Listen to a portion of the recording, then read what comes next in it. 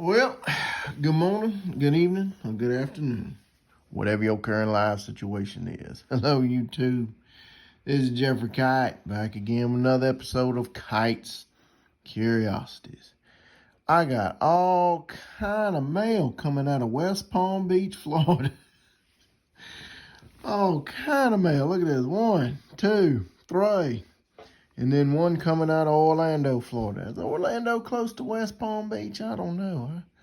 Ain't too good on my Florida geography, but a lot of good TTM goodness coming out of there. I'm gonna tell you, I've written to a lot of Hall of Famers, out of the West Palm Beach area. So let's dig in and see who we may have coming back to us. Again, West Palm Beach. Let's see who's in this. The letter got sent back with this one.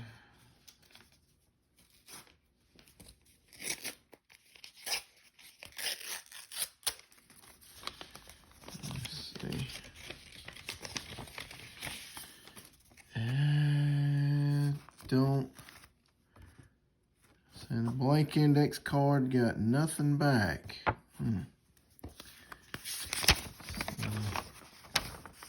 That's Mr. Bob Pulford. Okay, now before we beat up on Mr. Bob Pulford, let me just say this. When I wrote to him, I didn't know if he charged or not.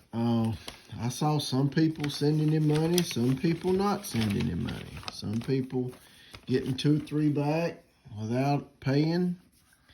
Some people sending him 1 and sending him, $5, $10. It was just kind of all over the place.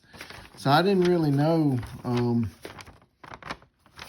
just thought I'd give it a shot. I'm going to try. I mean, I was typically, if I'm gonna send something nice, we'll send a donation in. We'll send a couple dollars in, for a card or a picture if they require a donation. I have no problem with that. But for an index card, I figured it was worth a shot to try to get a free Hockey Hall of Famer. He is 86 years old, so if I have to pay a little bit of money to get his autograph, I think what I'm going to do is I'm going to send a picture in.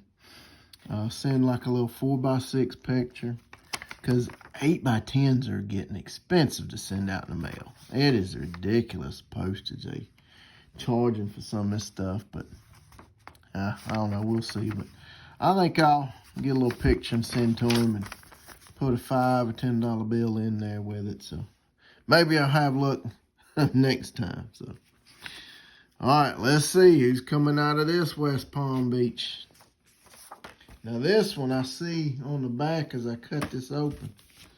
It's got some blue ink on the index card, but let's see. You never know. It could be somebody writing saying, well, I charged this much. Write me back. You never know. So let's see.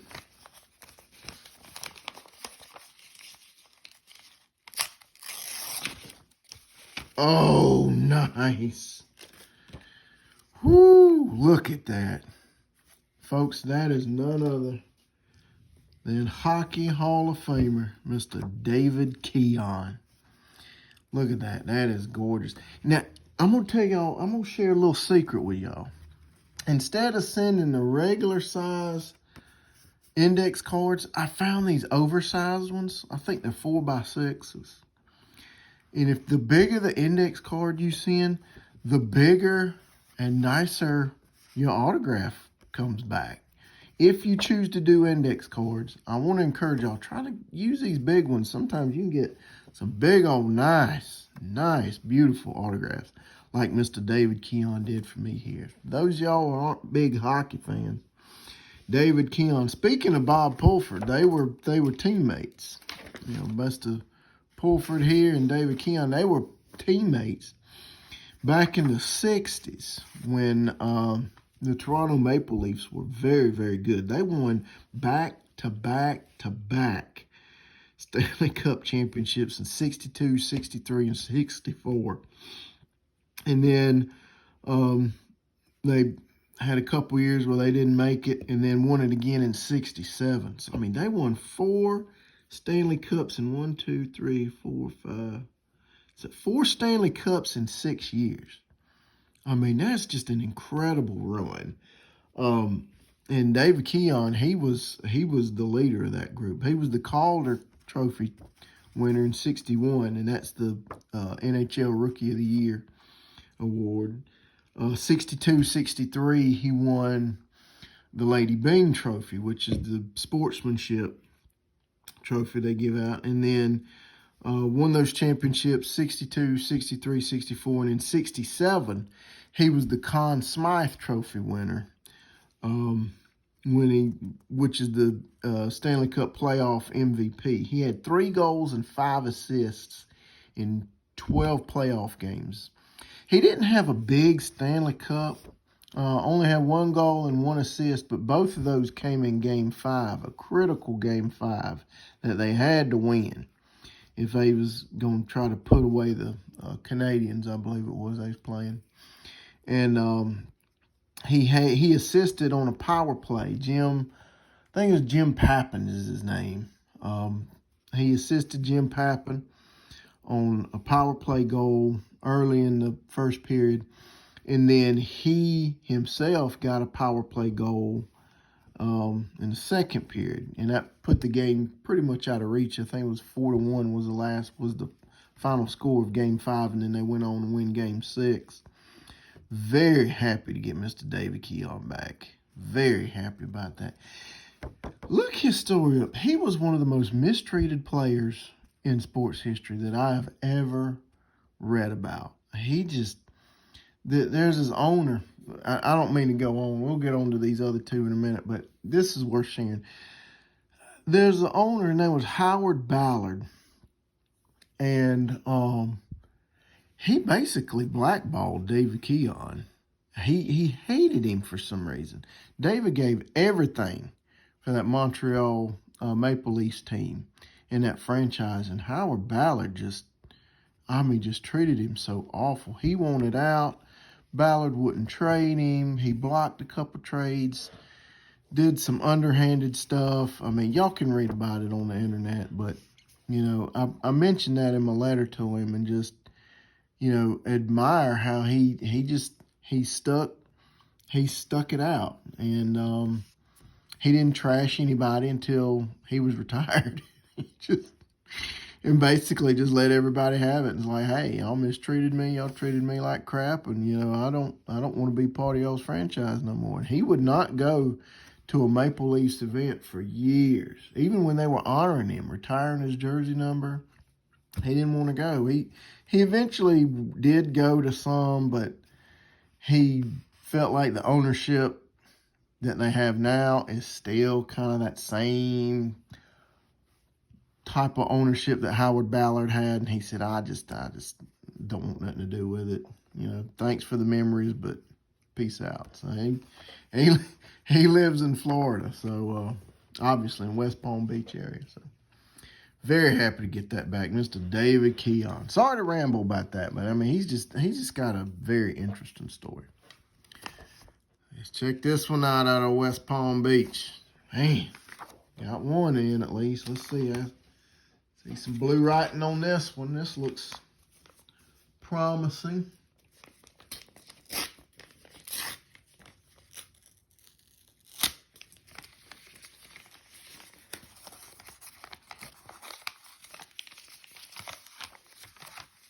Oh, guys, I'm telling you, send these over. Look at that. Look, just send these oversized index cards. If you don't have vintage wax, if you can't get a card or something, and you just send these big index, man, look at that.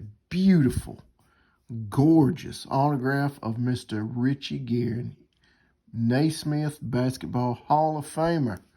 Richie Guerin. Richie Guerin was a phenomenal player. He was one of the first star players for the New York Knicks. In fact, he was like the first New York Knicks player to score 57 points in a game.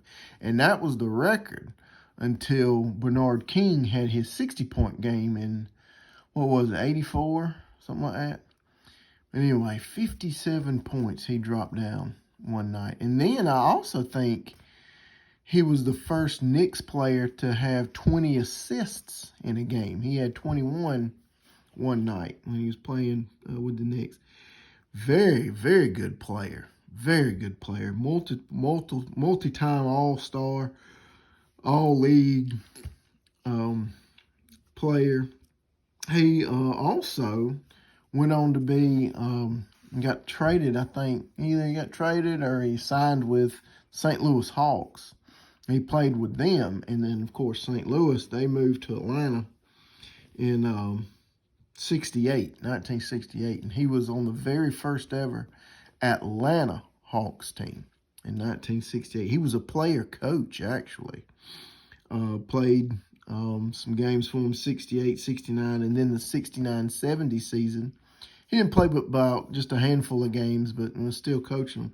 And he guided the Hawks to the Western Division Championship as a player coach in 1970.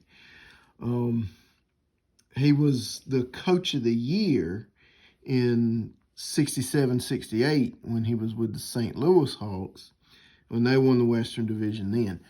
Good player, good coach. He won over 600 games as a coach and had a better than 500 winning percentage. A true gem in basketball history and a true gem TTMer. Free Hall of Famer, folks. And again, look, send those big index cards. Look, I'll just show you. It's the size of an envelope. You know, that's a regular standard size. Look how big them. Find the big ones. Find those big index cards. That way you can fit them in there. They'll fit in a standard size envelope. Get them, man, because you can get some big, nice, beautiful, full autographs there. So, glad to get that one back from Mr. Richie Garrett. All right, let's see. Who else we got here? This one. Coming out of Orlando. Orlando, Florida. Yep, here's another one. Big index card again. Let's see what we got.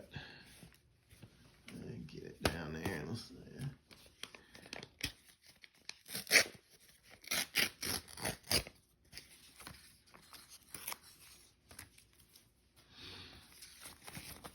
See blue ink on it. Oh my goodness. Gorgeous. Gorgeous. Another Basketball Hall of Famer, Mr. Cliff Hagan. Very happy to get this back. And again, having a hard time finding vintage wax that I can afford, and just finding cards in general. Baseball and football, I can find them, but basketball and hockey, hard to find in the deep south. So, well, anyway, on with this, man. Look at just big, beautiful signature right there. 91 years old. Richie, he's 90. David, he's in his 80s. He's 82. Bob, he's 86. We shared that one. But Cliff, he's 91 years old. And, of course, Cliff Hagan, he was a member of that 1951 national championship team out of Kentucky. That basketball team loaded with talent. I mean, loaded with talent. They had like All-Americans like Walter Hirsch, Bill Spivey, Guy Strong was on that team. Guy Strong, was the coach at Kentucky Wesleyan and coached them to a bunch of national titles. Hall of Famer C.M. Newton was on that team. So he was surrounded by a lot of great players on that Kentucky team. All of them have passed away except for Guy Strong. So we need to get these guys while we can. Get them while you can, because they're not, they ain't going to live forever. But anyway, Cliff Hagan, after he won that national championship in Kentucky in 51, he went on to a wonderful career in the NBA. He won another championship in 1958 with aforementioned St. Louis Hawks. Richie came after Cliff, but won a championship in 1958 with the St. Louis Hawks. They beat Bill Russell and the Celtics that year, 4-1. And again, that team loaded with talent. Had Hall of Famer Cliff Hagan on it. Had Slater Martin was on that team. He's in the Hall of Fame. Ed McCauley was on that team. He's in the Hall of Fame. And, of course, Bob Pettit. Old Cliff and Bob, they just dominated in that series and dominated that season. And Cliff was he was a wonderful, wonderful, wonderful player. In fact, every year from 1957 to about 1962, he was in the top 10 in the NBA in points, rebounds, and assists.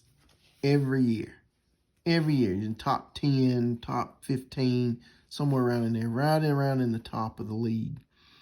And a little known fact, he is the first, he also played in, let me say this, he was one of the first players to play in the ABA. He retired from the NBA, gosh, I can't remember, 67, 68, somewhere around there, but he was the first player ever to play in both the NBA All-Star Game and an ABA All-Star Game. He was really good. Even in his old age, he averaged 15 points a game in the ABA. I mean, not bad at all. Not bad at all. I mean, there's guys that, don't even average that now. So very happy to get this back, Mr. Cliff Hagan. Well, there you have it, folks. Let me slide that in. What do y'all think? What do y'all think about my trick to get some big autographs? Send them oversized index cards. You never know what you're going to get. And usually you get some nice, big, bold, beautiful autographs because they have a lot more space to write. And a lot of these older guys, they like having a lot of space to write. And you get, in my opinion, a much better quality autograph than you would on a trading card or something like that. So anyway, let me know what y'all think. As always, like, comment, subscribe, do whatever you want to do. Till next time, y'all take care now. Have a good one. Bye.